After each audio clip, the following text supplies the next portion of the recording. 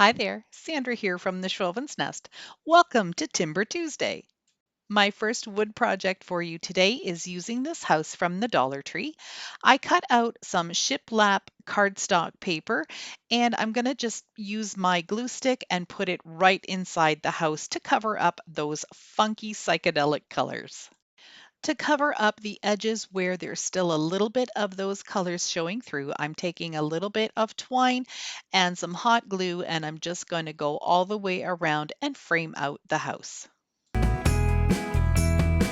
The houses don't have any wood grain on the very top here, so I'm just taking a comparable color and painting that on just to make it blend in a little bit better. I'm taking more of that shiplap paper and this little crate that I got from Michael's. You can see it's already got something decoupaged on it, and that was just a little Christmas crate that I created. I'm going to use Mod Podge and glue a piece of that paper on either side to cover that up. I had put a coat of Mod Podge on top of that paper and there was no sanding it off. It was stuck there. So I'm just going to let it sit for a minute and do the same on the other side. Then I'm going to take this same color paint and just give it sort of a dry brushing. I'm going to change the color, but I want a little bit of that original crate color to show through. Then I'm just going to attach the crate to the back side of the house just using some hot glue. I'm going to use hot glue to glue the unfinished side right to the back of the house. I needed something to put inside this little house, so I'm taking a piece of cardboard and I'm just making sort of a round half circle, almost like an igloo shape. I'm going to create a bee skep. I'm going to use this jute rope from the Dollar Tree. It's a larger strand that I took apart for the three smaller strands. I'll use hot glue and just start at the bottom and wind it all the way around, gluing as I go to make sure it stays in place. Now, when I got to the end of this, I thought I should have probably made this a half dome, which would have looked a lot more realistic than just a little flat piece of cardboard, but I still think it turned out pretty cute. If you're not familiar with what a bee skep is, join the club. I wasn't either, so I looked it up online, and what it was baskets that were placed upside down, and the bees would go in and create their honeycomb and attach it to the basket. Basically, at the end of the season, when the honey needed to be harvested, they took the basket and everything away, which left the bees homeless. So, needless to say, they aren't used anymore, and in some countries, they are even illegal.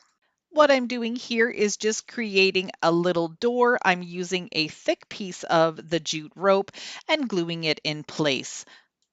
Using some black paint, I'm just going to paint the jute on the inside of the circle, not including the little circle, and that will create the illusion of that being open and somewhere the bees can just fly right into. To make sure everything has a cohesive look, I'm going to take that same mushroom paint and give the back of the house a couple of coats just so it can blend in. I want to glue the bee skep right inside the house, but I need a little bit of a support because I don't want to put it right on the back. So I'm using this little piece of a tumbling tower block that was cut for a different project.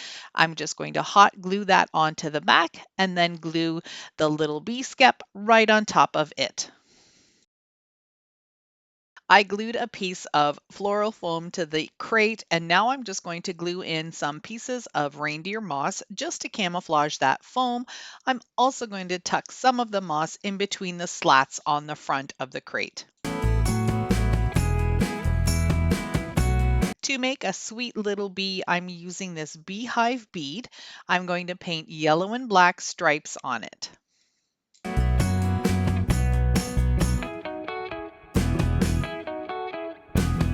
My bee needed some wings, so I'm taking some of this plastic poster board that I get at Michael's.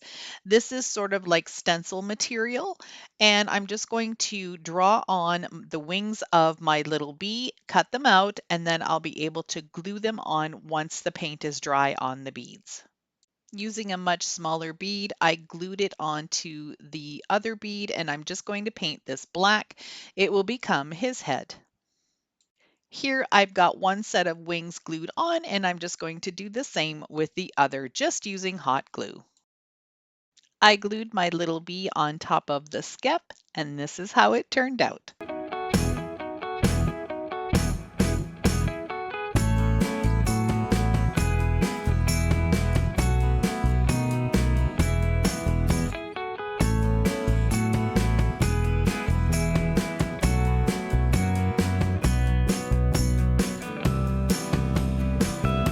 I am super excited to share with you that my video today is part of the Spring Around the World Hop, and it's hosted by Yanni and Diane from DecoEZ.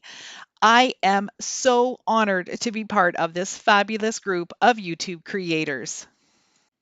We're also giving away a $100 PayPal gift to a lucky winner. What you'll need to do is comment on every video in our hop. If you're not familiar with a hop, what you need to do is go down to my description box and click on the link to the next channel. After you watch their video, you click the link in their description box, and so on until you get all the way around back to me. Make sure you comment on every video. This next wood project is using this tea box that I picked up at the thrift store. It has this horrible sticker on the back that I just could not get off. So I decided to make it pretty and use some scrapbook paper. I'm just going to use some Mod Podge and just place it on and then cut out the excess that I don't need. I gave the box one good coat of Martha Stewart chalk paint in the color clay, which is sort of this grayish color that you see. And now I'm taking a really rough brush and some white paint, and I'm just distressing it all the way around. My inspiration for this piece was something that I saw on the Kirkland's website. Here's the inspiration piece. It's on sale for $110. I cannot believe that somebody would pay that amount of money for a wood box with some florals in it. So I'm going to make this for less than 10 bucks. I like to use these styrofoam balls that I get at the Dollar Tree, and they're really fantastic for small little spaces like this. And then you don't have to worry about using that expensive floral foam. So I'm just going to take my utility knife, cut each of these styrofoam balls in half, and then hot glue them to the bottom of these boxes. Now I'm just going to tuck a chunk of Spanish moss right inside each of the boxes to cover up the styrofoam ball. This Spanish moss I got from the Dollar Tree. Now mine is a little different in that I don't have the little pots to use, but I'm okay with that. I didn't want to spend the extra money just for these little pots that are going to be inserted inside of a box.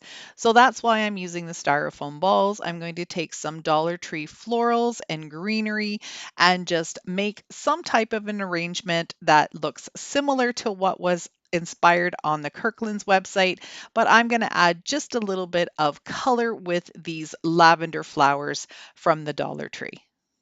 And this is how this one turned out.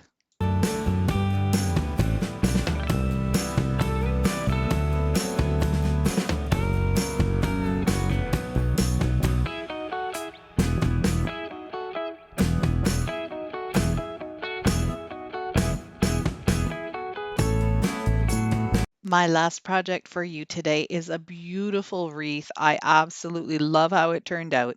I'm starting by taking this wooden box and I'm just going to remove the lid. That's all I'm going to be using.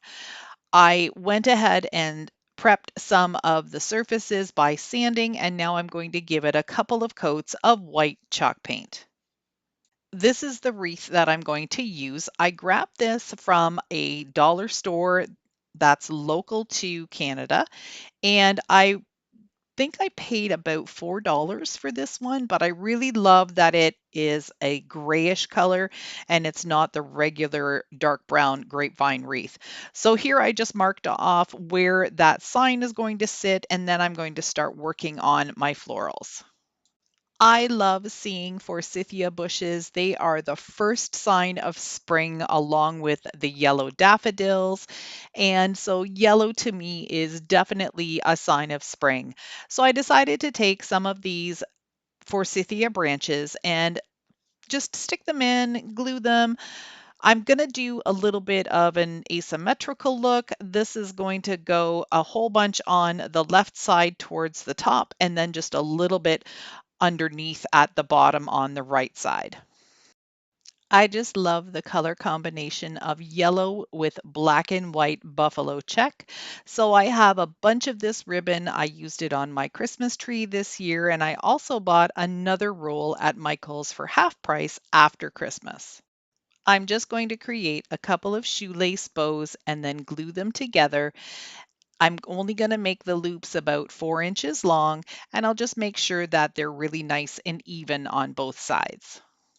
I'm going to attach the bow a little bit off center as well, and I'm starting just by putting the first bow on, then I'm going to add the second one on top of it, and then I had to create one more loop just to make it look a little bit more even. I also decided to add some little flowers that look like tiny sunflowers. I thought they would be so pretty to add a little bit more of a pop of yellow against the black and white buffalo check. Just absolutely gorgeous. I haven't yet made the sign and I haven't glued it on. I just keep bringing it back to make sure that I'm not putting any florals underneath the sign. I want to make sure that there's a little bit sticking over so you can see everything really well. For the final little pop of yellow, I decided to add one of these little sunflowers right into the center of the bow. For this sign, I decided to just use my pencil and draw the letters in. I'm going off of a font that I see on my computer, which I will have available as a free printable on my website. What I'm going to do next then is use my Craft Smart oil-based paint pen. This is the fine tip. I'm going to go over the letters a couple of times, make sure they're nice and clean, and then also go down on some of the letters a little thicker on one side than on the other. If you use the free printable that I have for you, you can print that out, use the pencil transfer method by scratching a whole bunch of pencil marks on the back of the paper and then tracing it onto your project. You could also use graphite paper if you have some, and you could also print this out on tissue paper, which is something that I really love to do, and we'll have a tutorial on my TechSpot channel in the couple of days. Here I used a marker just to draw in some dots to show where the bee would be flying. And now I'm just going to outline him with some black, create some stripes on his body, and a little bit of texture in his wings. Another thing that I like to do sometimes on my letters is give them a shadow line. I always just go to the left, and this is just a really thin marker line right next to the letter and just following the shape of the letter on the one side. Just gives it a little bit more character and makes it look a little bit more three-dimensional. Taking my black marker again, I'm just going to go around the edges of the sign and make it look a little distressed. I used hot glue to apply the sign to the wreath, and here's what it looks like. I hope you love it as much as I do.